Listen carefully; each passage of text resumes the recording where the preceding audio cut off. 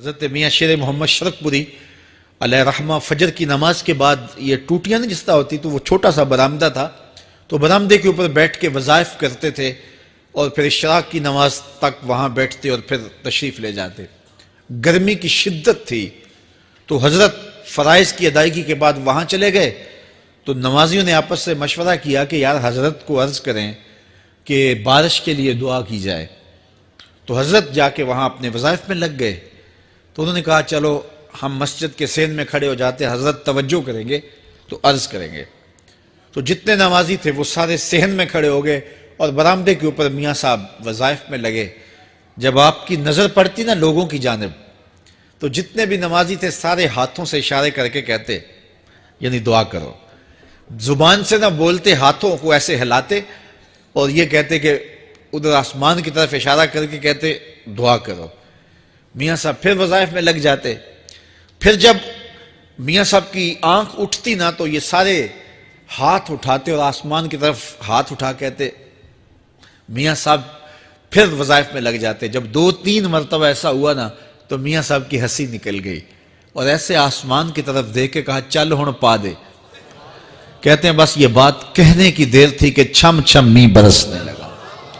تو جب کوئی حضور کا ہو جاتا ہے تو رب اس کو اپنا محبوب بنا لیتا ہے۔ تو حضور کی محبت خدا کی محبوبیت کا ذریعہ ہے، اس لیے ہمیں حضور کا پیار اپنی روحوں میں موجزن کرنا ہے، حضور کی محبت اپنی روحوں میں اتارنی ہے، اور محبت اپنے تمام تر تقاضوں کے ساتھ جب روح پذیر ہوگی تو پھر ہمارا انداز زندگی بھی سنور جائے گا، ہماری آخرت بھی سنور جائے گی۔ محبت کے من جملہ تقاضوں میں سے سب سے بڑا تقاضا محبوب کی اطاعت ہے کہ بندہ جس سے پیار کرتا ہے اس کی بات مانتا ہے۔ یہ ہے دعوی محبت کا ثبوت، اس کی دلیل۔ اور حضور کے صحابہ کی زندگیاں دیکھیے کہ انہوں نے حضور علیہ السلام کے ساتھ کیسے پیار کیا، حضور کی محبت میں اپنی عادتوں کو بدل دیا۔ حالانکہ عادتیں نہیں بدلی جاتی، 2 سکے بھائی ہوں، رشتہ کتنا گوڑا ہے، اور ایک گھر میں پرورش پائی ہے، ایک گود میں پلے ہیں، ایک باپ کے گہوارہ تربیت میں رہے ہیں، لیکن طبائع میں اختلاف یہ ایک فطری بات ہوتی ہے۔ ہمارے پاس لوگ آتے ہیں، 2 سکے بھائی ہوتے ہیں، ایک کی طبیعت ادھر کو جا رہی ہوتی ہے، دوسرے کا مزاج ادھر کو جا رہا ہوتا ہے، ایک سخت نرم مزاج ہوتا ہے اور دوسرے کی آنکھوں سے انگارے پھوٹ رہے ہوتے ہیں، ایک معاف کر دینے والا ہوتا ہے، ایک سخت غصیلا ہوتا ہے، ایک کی طبیعت کے اندر تلخی کی چنگاریاں ہوتی ہیں اور ایک کی طبیعت کے اندر نرمی کے پھول ہوتے ہیں، آپ نے بھی دیکھا ہوگا۔ تو یہ ایسا ہوتا ہے۔ اب اسی طرح کھانے پینے کی چیزوں میں طبائع کا اختلاف یہ فطری بات ہے، ایک کو ایک چیز پسند ہوتی ہے، دوسرے کو وہ چیز پسند نہیں ہوتی ہے۔ بعض اوقات ماں کو مسئلہ ہوتا ہے کہ یہ چیز اگر میں تیار کرتی ہوں تو میرا دوسرا بیٹا نہیں کھاتا، تو اس کے لیے بعد سے الگ سے کوئی چیز تیار کرنی پڑتی ہے کہ اس کی ڈیمانڈ یہ ہے اور میرے اس بیٹے کی ڈیمانڈ یہ ہے۔ مائیں مزاج سمجھتی ہیں، ایک آغوش میں پرورش پانے کے باوجود خون ایک ہے، گہوارہ تربیت ایک ہے، دودھ ایک ہے، لیکن طبیعتوں کے اندر اختلاف پایا جا رہا ہے۔ لیکن صحابہ کی زندگیاں دیکھیے، انہوں نے اپنی طبیعتیں بھی حضور کی طبیعت کے سانچے میں ڈھال دی۔ حضرت انس بن مالک کو کسی نے دیکھا کہ وہ شوربے سے کدو کے ٹکڑے نکال کے کھا رہے ہیں، تو کہا یہ کیا کر رہے ہو؟ کہا میں نے ایک دن حضور کو یوں کرتے ہوئے دیکھا تھا۔ تو طبائع کا اختلاف یہ ایک فطری اختلاف ہوتا ہے، لیکن صحابہ نے اس کو بھی چھوڑا اور حضور کی محبت کے سانچے میں ڈال دیا۔ پھر اس چیز کا انتظار نہیں کیا کہ حضور کا فرمان کیا ہے، حضور کی چاہت پہ اپنے مزاج کو بدلا۔ اللہ اکبر۔ حضور علیہ السلام مدینہ المنورہ کی گلی سے گزر رہے تھے، ایک گنبد نما مکان بن رہا تھا، اور ایسے مکان حضور کو پسند نہیں تھے۔ تو آقا کریم علیہ السلام نے پوچھا یہ مکان کس کا ہے؟ کہا فلاں انصاری کا ہے۔ حضور گزر گئے، چہرے پہ تھوڑے سے ناگواری آثار حویدہ ہوئے۔ کسی نے اس صحابی کو بتا دیا کہ حضور گزرے تھے، تیرے مکان کو دیکھا، شاید پسند نہیں آیا۔ 2-4 دن کے بعد حضور دوبارہ گزرے، دیکھا کہ وہاں ملبے کا ڈھیر پڑا ہوا تھا۔ فرمایا اس صحابی کو بلاؤ، بلایا گیا، کہا میں پرسوں ترسوں گزرا تھا، تیرا مکان دیکھا تھا، یہ کیا ہوا؟ عرض کی میں نے گرا دیا ہے۔ فرمایا کیوں؟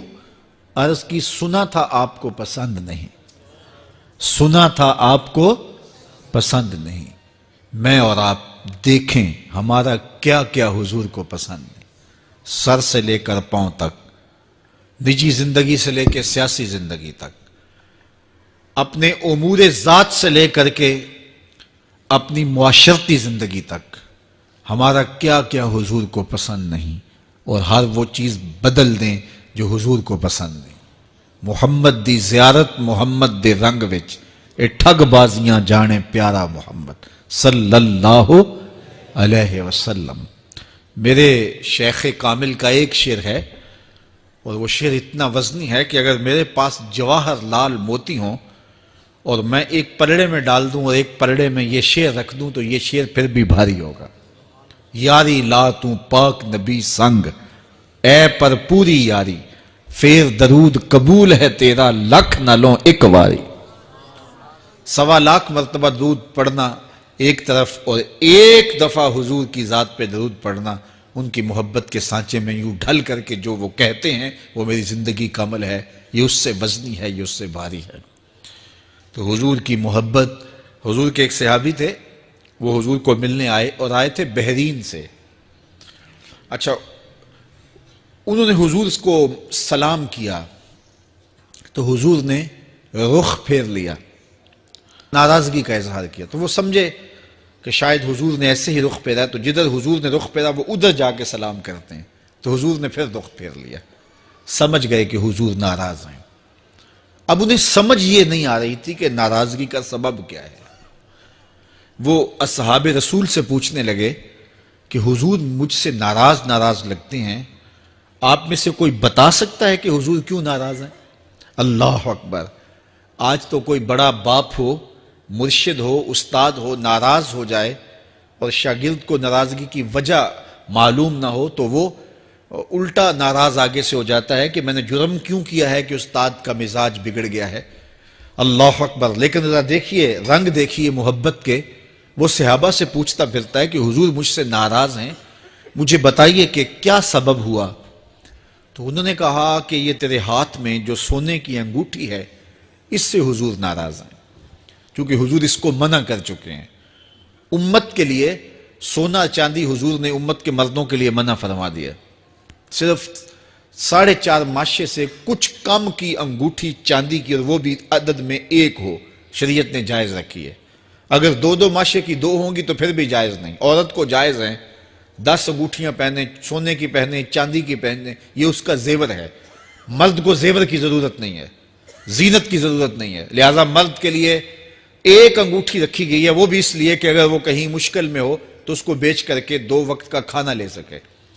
باقی اس کے لیے انگوٹھی 4.5 ماشے سے کم کا چاندی یا سونا 1 ماشا ہی کیوں نہ ہو، اس کے لیے جائز نہیں ہے۔ تو اس نے سونے کی انگوٹھی پہن رکھی تھی، لیکن اسے حرمت کا پتہ نہیں تھا، تو اس نے کہا کہ حضور مجھ سے کیوں ناراض ہیں؟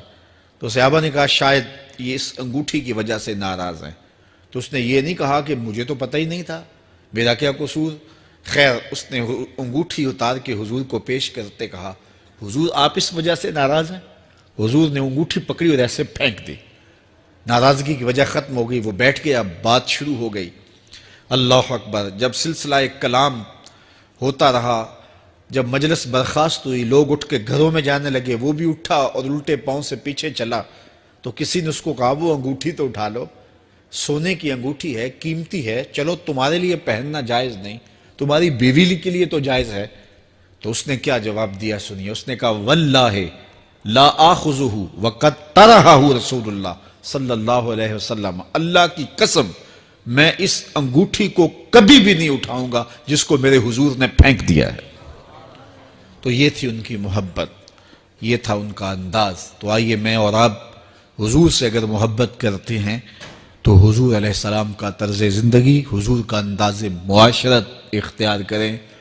کثرت کے ساتھ مائیں بہنیں بیٹیاں بھی موجود ہیں، وہ بھی اپنی اولادوں کی تربیت اس نہج سے کریں کہ وہ حضور کی سنت، حضور کی سیرت اور حضور کی اتباع کے سانچے میں ڈھل جائیں۔ زندگی کا مقصد ہی یہی ہے۔ آئے، بڑے ہوئے، جوان ہوئے، بوڑھے ہوئے، چلے گئے، ہم سے پہلے بھی چلے گئے، ہم بھی چلے جائیں گے، بعد میں آنے والے بھی چلے جائیں گے، لیکن حقیقی کامیابی اس کو نصیب ہوئی جس نے اس دنیا پہ آ کے دنیا کی زندگی کے مقصد کو سمجھا۔ ہم آئے کیوں تھے؟ زندگی کس لیے ہمیں دی گئی تھی؟ اکبر الہ آبادی نے کیا ستھری تنقید کی تھی، کیا بتائیں احباب، کیا کارنمایاں کر گئے، بی اے کیا، نوکر ہوئے، پینشن ملی اور مر گئے۔ یہ کوئی کام نہیں ہے، ہماری زندگی کا کوئی مقصد ہے جس لیے ہم انسان ہیں، اشرف المخلوقات ہیں۔ دیکھیے گدھا سارا دن بوجھ اٹھاتا ہے، اللہ اکبر۔ میرے صاحب نے گدھے سے بھی ایک موازنہ کیا ہے کہ سارا دن جو ہے وہ بوجھ اٹھائے اور کام کرے، اور پھر مالک اس کو غذا بھی نہ دے، وہ جا کے روڑیوں سے اور باہر سے جا کے چر کے پھر آ کے کام مالک کا کرے، مالک اس کو دے بھی نہ، اور وہ باہر سے کھا کے آئے اور کام مالک کا کرے۔ تو اگر بندہ ہو کے، انسان ہو کے اگر نہ کرے تو میرے حضور نے ایک لمبی ربائی ہے، اس میں آخر میں لکھتے ہیں، تو چنگا یعقوب یا کھوتا، تینوں شرم نہ آوے۔ کہ اگر وہ ایک گدھا بھی کام کرے، اپنی پیٹھ پہ بوجھ لا دے، اور تو اپنے مالک کے لیے کچھ نہ کرے، اور ساری نعمتیں مالک نے تجھے دی ہیں اور عزتیں اور آبرویں تیرے نام کی ہیں، اور تو اس کا حق ہی ادا نہ کرے، تو پھر کس طرح تیرے سے؟ تو پھر اولئک کل انعام بل ہم اضل، فرمایا تو چوپایا ہے بلکہ چوپایوں سے بھی بدتر ہے۔ تو میں اور آپ اپنے آپ کو انسان ثابت کریں۔ آج موقع ہے، سے ثابت نے اجے حواس تیرے، سے ثابت نے اجے حواس تیرے، کر لے نیکیاں رج کے تو، اڑیا رب رسول کیوں پل بیٹھوں، آ رب رسول ول پج کے تو، آئی موت ایتھے رہسن کم تیرے، آئی موت ایتھے رہسن کم تیرے، نیکیاں کر لے بھج کے تو، کی آکھ سن لوگ یعقوب تینوں، جب ٹر پیوں سر منہ کج کے تو۔ وہ وقت آئے گا جب تنیاں باندھ دی جائیں گی، جب دونوں جانب سے کفن باندھ دیا جائے گا، پھر پردہ ہٹا ہٹا کے دیکھا جائے گا، پھر بند کر دیا جائے گا۔ وہ لمحے کتنے دردناک ہوں گے، وہ گھڑیاں کتنی دردناک ہوں گی۔ آج مجھے اور آپ کو اللہ نے موقع دیا ہے، تو آج حضور کی سیرت کو اپنانے کا، اپنی روحوں میں اتارنے کا عزم کر کے